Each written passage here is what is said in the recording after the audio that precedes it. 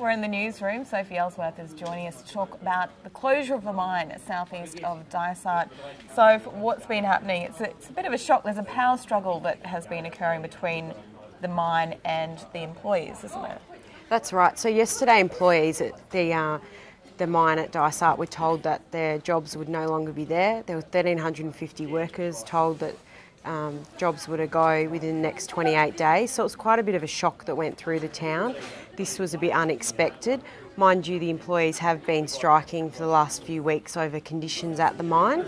And it's also a bit of a issue with coal prices dropping as well. So the combination of the price dropping, the profitability of the mine falling also, and miners striking was enough for BHP to go, see you later.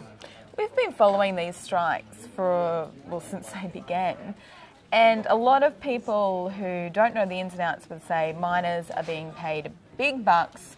What more could they want? Well, it is very expensive to live in Dysart. Rents there can be up to a couple of $1,000 a week just to live in a very basic home. A lot of these miners are living there together, 4 or 5 guys in one house. They're living there for the days that they're on, and then they're going back to where they're based, whether it be Mackay or another town nearby. So they're coming in and out of these towns paying very high rents to live there. So I guess they're saying, well, we're paying big bucks to be working in this town, so we expect big return as a result of that. All right, well, what is going to happen to these workers who have lost their jobs? Basically the situation that we've been told today is that these workers will be given jobs at nearby mine sites. So where they'll all be going at this stage is not exactly clear, but it looks like they will all get jobs out of this.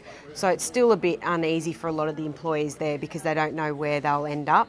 But as for Dysart, they should be able to survive. According to the Mayor today, he thinks the town will be okay through this because the miners will be working in towns and other mine sites nearby. And a lot of those miners, actually not a lot of those miners because they are fly in, fly out, but what are the families in Dysart saying?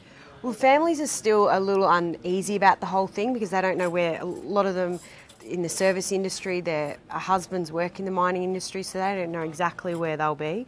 So they're a bit uncomfortable about the whole thing. There's about 4,000 people that live in Dysart, and there's about another 4,000 that come in just to work and then leave again. So the population there does vary quite a lot. It's an interesting, as I said earlier in the introduction, there is a power struggle between the mines and the employees, and in this instance, the mines have won. Well, I think there's a really strong message, and the experts are saying this, is that these guys have been striking for a few weeks now. They can call the shots and they can close these mines very, very quickly. So I think there is a message out there to mining employees that these mining companies do have the ultimate power. So I think it will make a few people feel a bit uncomfortable about striking so easily. All right, Soph, thanks for joining us. Thank you.